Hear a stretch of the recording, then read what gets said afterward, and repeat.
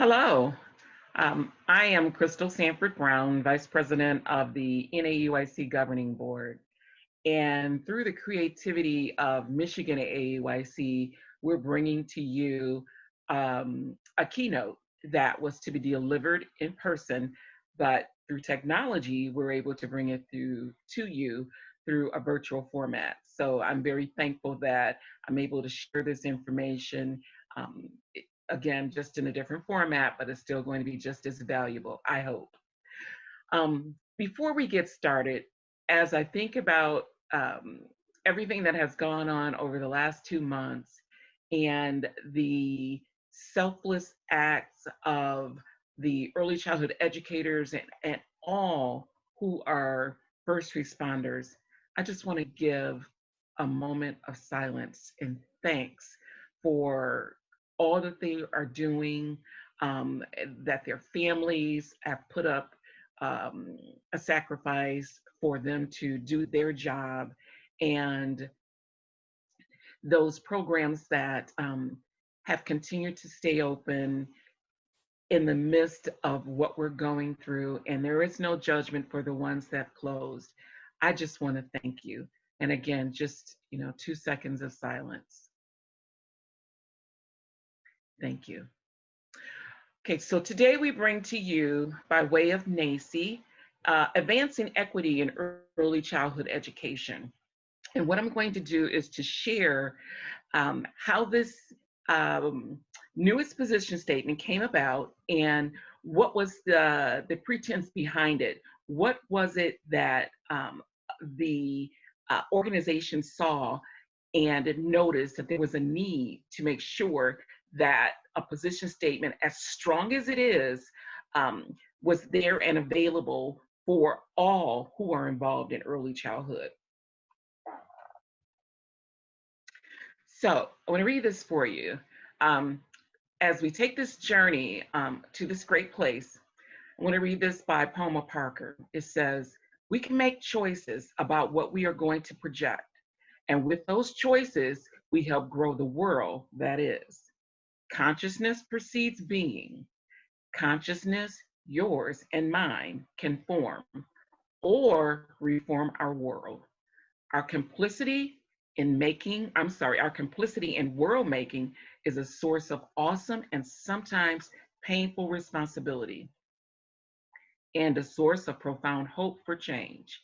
It is the ground of our common call to leadership, the truth that makes leaders of all of us." So we need to uphold fundamental principles in fairness and justice.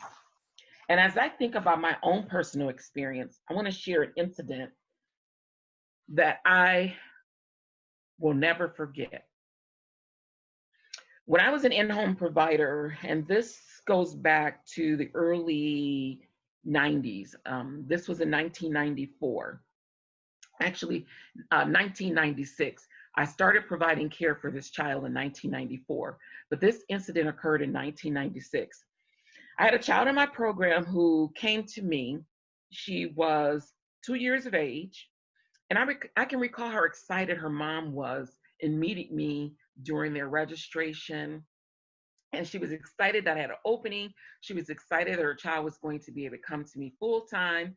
And the child, I'll call her by Connie to protect privacy. Connie really enjoyed the program. At that time, I was a group provider, and Connie would come day after day talking about things that we did the previous day. So she was really doing well in scaffolding her knowledge, and she did well with playing with the children. But I want to say maybe into the second year, I started noticing some changes in her behavior. At nap time, she would rub her genital area on the side of the cots, and she would fall asleep after a period of time of doing that. And I observed that. And it wasn't just one occurrence, it was several times.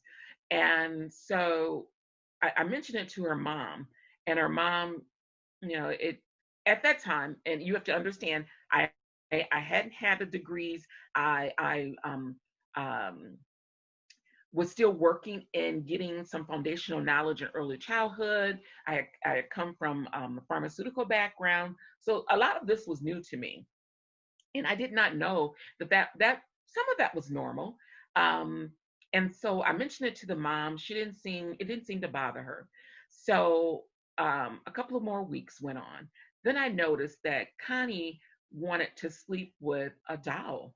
And at that time, I observed her putting a dowel under her bottom area, and she would um, move in stimulation as if she were there were some sexual moves in there, as if she was doing something that she had observed. So once again, I came to mom. I talked to mom about my concern, and this time, mom said, um, "I don't know what you expect me to do. I got pregnant at 14. Um, I'm I'm I'm gonna be 19. I didn't even know what happened to me. I'm just pregnant. I didn't want to have a child. I have to work. She stays with my mom on the weekends. And if I want to go to a movie, I take her with me because I don't have anybody to provide care for her." And Connie came to me Monday through Friday. And on Saturdays, her mom also had a part-time job at Olin Mills or something of that sort. So when she didn't work, she would take her. And I remember Connie saying to me, "Miss Chris, I want to kiss a woman. I want to kiss a woman in the mouth." And not presenting a shockness or anything of that sort. I said, "Oh, are you talking about kissing your mom or your grandmother?" She says, "No, I want to kiss a lady in the mouth."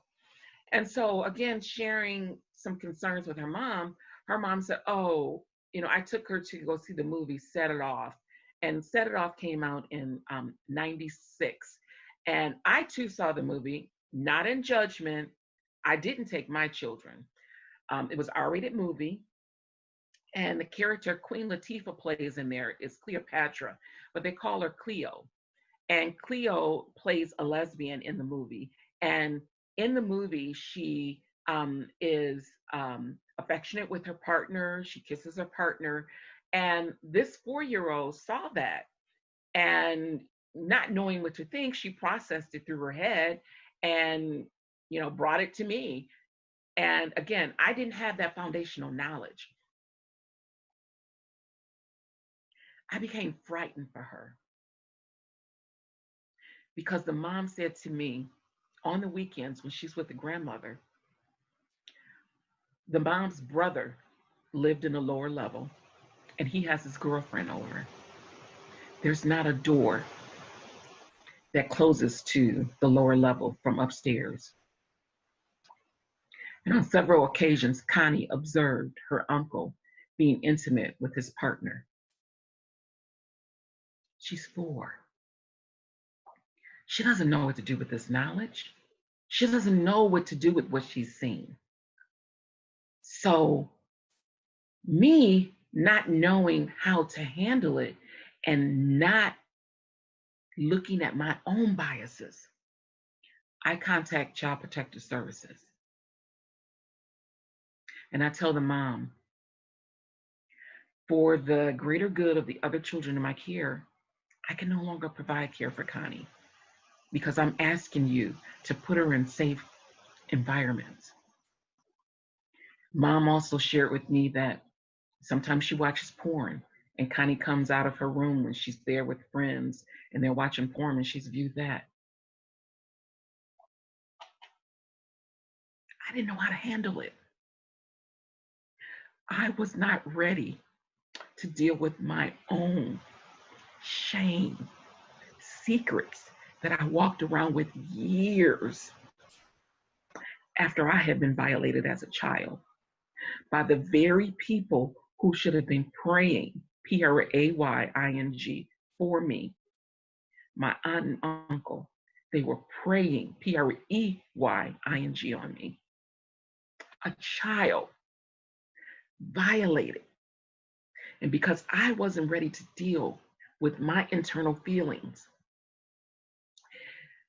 I didn't know how to handle what Connie was going through. I didn't know how to give Connie's mom the resources that she needed. I did not know how to help. Connie's mother was looking for me to help her, and I didn't know how to do it because I didn't know that I too needed help in handling what I had kept inside of me for so long, that I walked around feeling shamed as a child, as an adult, because someone told me, you can't tell. If you tell, I may hurt your mother. I may hurt your father. And these were my father's siblings.